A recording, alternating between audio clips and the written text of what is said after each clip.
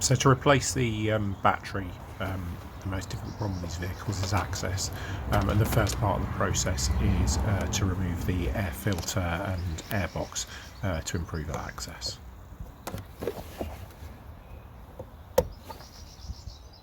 So there's a small orange tab that just slides back, and then you can lift the black tab and the MAF sensor is disconnected. So we're just going to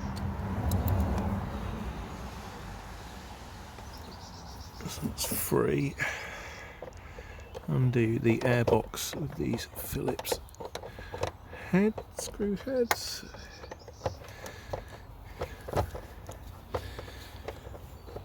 So there's all around the top of the airbox there are these Phillips. They don't need to come out all the way.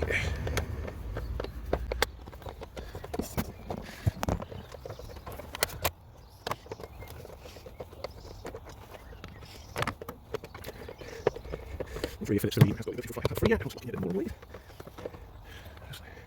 Free those off.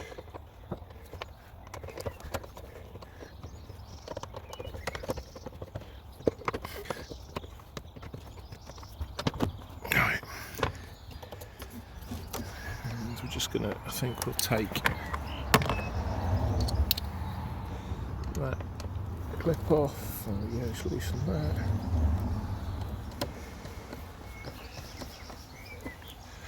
Just going to loosen the hose as well, give me room to manoeuvre this completely out of the way.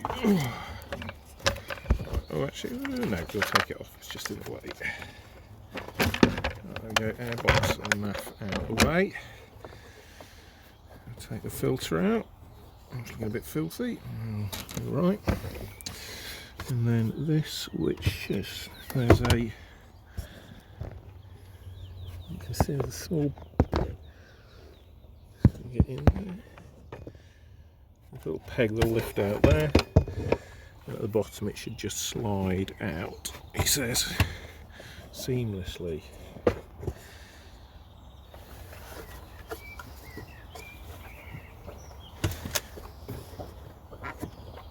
There we go.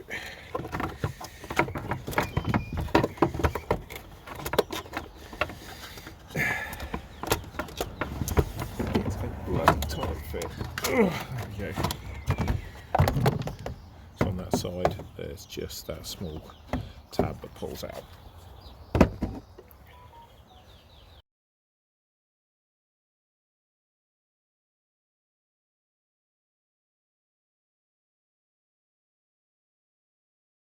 Next job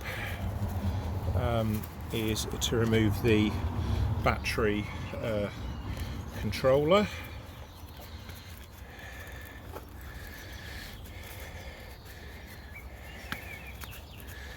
And I think at this point I will disconnect the battery to give me room to get that out. So we'll disconnect that, so that's off. Now this has a collection of sockets, I've got to remember where they are. So there's these 10 mils here which have got to come out.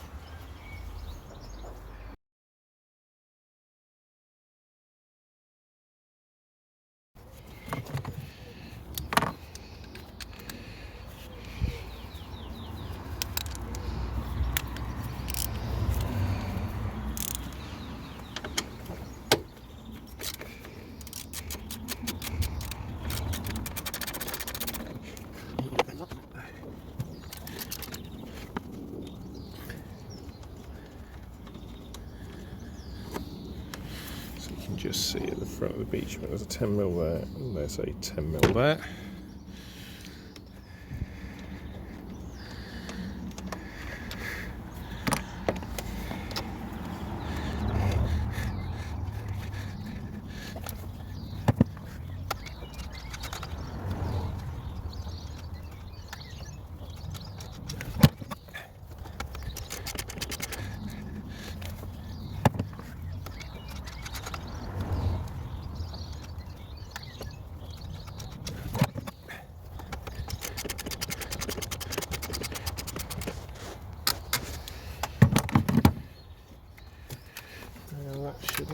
wiggle out. There we go.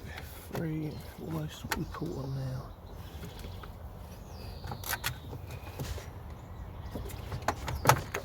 There you go. So at the far side of that, there's that little, show it, see that?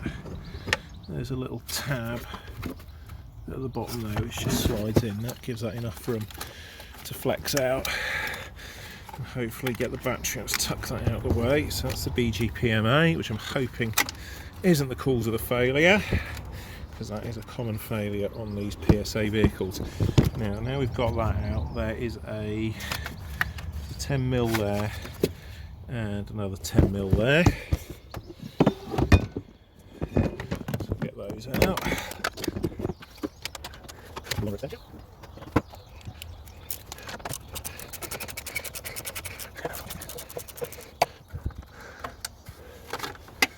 That's 3. Let's do that one. Spider been living down there. Cobweb everywhere, right.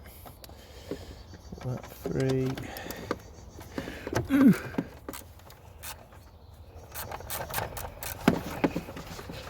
Spin that one off.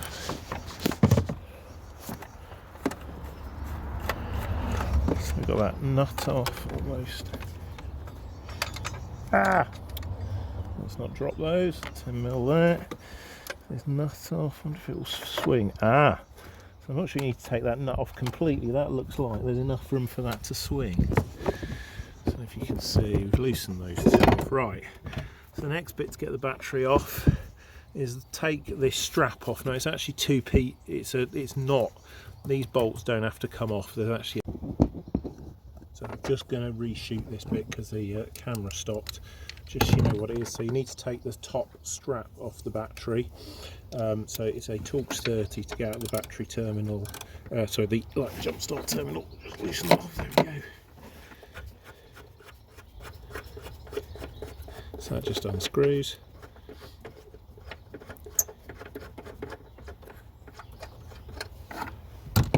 And at this end there's a little tab. So you just have to lift that up and that will slide towards you. And that's the battery top strap, so that literally just slides in and out. There we go. Let's get it back in, just slide it back in and screw that back on. So all the way in there now. Got that terminal off, which is the 10mm on there. You probably need the double extension to get under the scuttle. Hopefully that battery will just lift out. He says. Hopefully you just have to move the camera so I don't lose it while we try and get this thing out.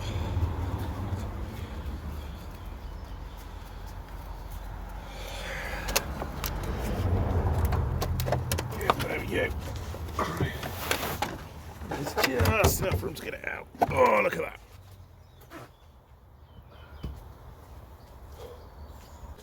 Right, got our replacement battery. I'm going to leave the towers on into the old Halfords. It's the stop-start battery. I'm not upgrading to an AGM, I'm just keeping it standard. It was expensive enough as it was. Right, got that in. Move that little clamp back, perfect. So, got it back under the clamp. That nut doesn't have to come all the way off, it just has to be slackened. And then that's back in there, and we can bolt that back down. The 10mm so it don't wobble about. Also need smaller hands. Go in. There's it gone.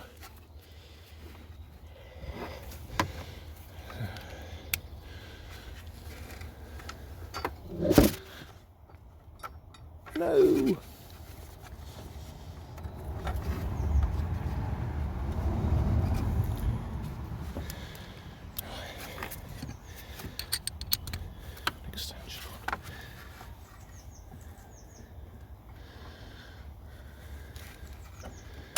There we go, right. Perfect, got that in.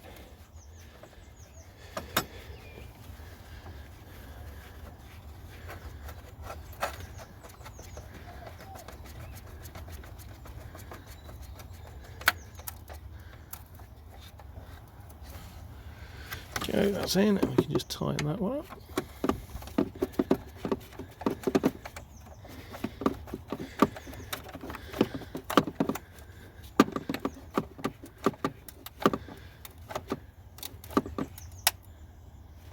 go, lovely. Right, we'll get that, the negative terminal back on. Let's take the protector off, there we go. And it on with the negative. Ow! Double extension, just to do that.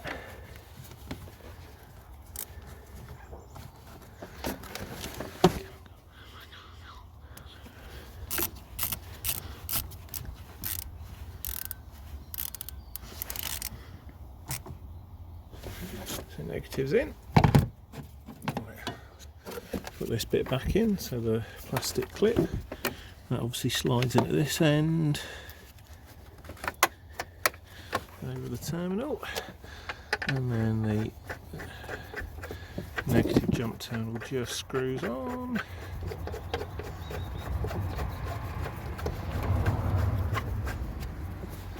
Need the Torx 30, and we'll just get the just nip that up. It's not going anywhere. Right, and we'll put the two. These two 10mm that hold the battery management module in at the base. So let's just lift that one out of the way for a sec. So there's a 10mm there, and there's a 10mm under a rubber cover there. So I'll do this one first because I can reach more easily. There we go.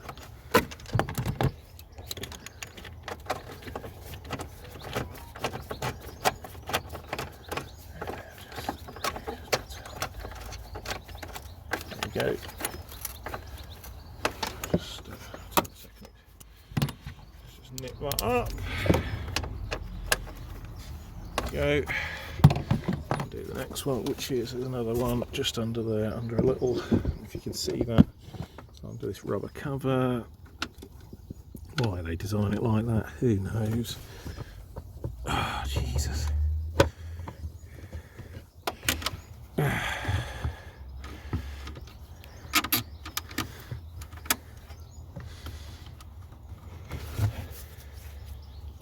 Screw that in, he says confidently. Bend the cover back. Might be, with hindsight, might be better with a freeway of a sec.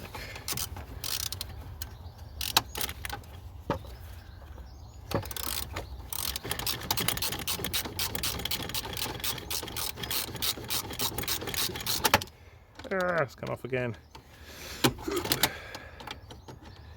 You bugger.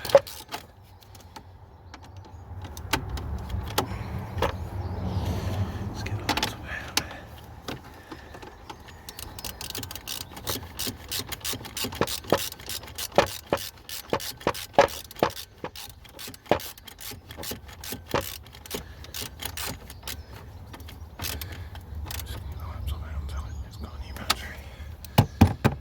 Right, let's reconnect this battery, see how we're doing. That's all in, yeah.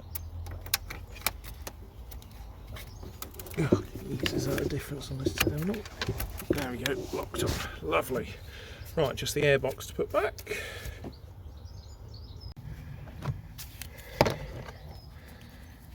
Nip that up.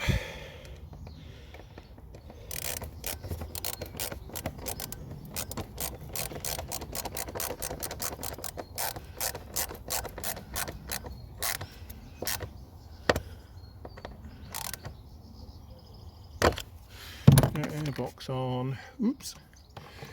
Right, all reconnected. Negative on. That's on. That's on. That's all clamped. Right. Let's do the fun part now. Let's go and code it.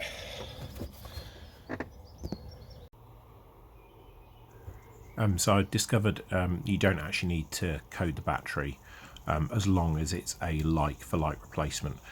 If you change it to an AGM battery, it'll need coding. If it's different capacity, it'll need coding. There's only a couple of options in the menus for that. I do go on and show that. If you're just changing the battery, I'd stop watching the video now. You might find the battery charge warning caption stays up. Apparently it needs a few cycles for that to clear, and indeed I had that even going and plugging this in. It said that until we drove it a bit. Anyway, thank you very much for watching. Hopefully that has been helpful.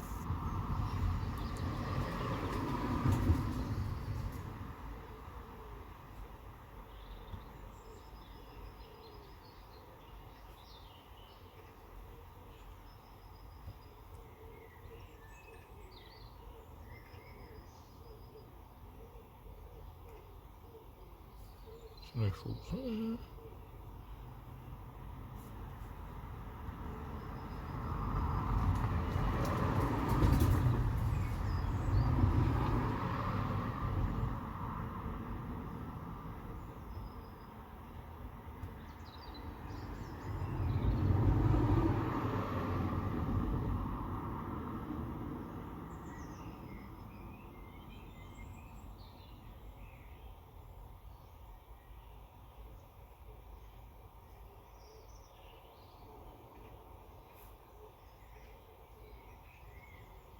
So I've got the correct battery, that's the 70 amp hour, is a service L3. What have we got? So that's a smaller capacity battery, the L2. And reinforced cycle fluid, those are the standard stop-start batteries. There are others if you,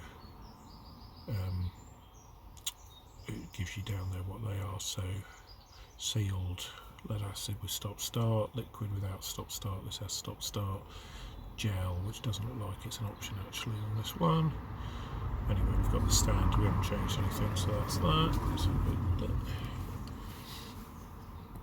there we go, and looks like we're done. So I'm not sure I actually need to reconfigure that. Let's go back again.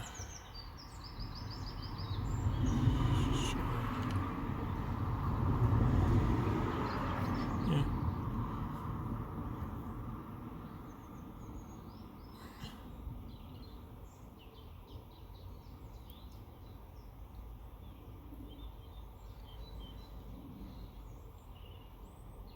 Yeah. Right, let's get out of this.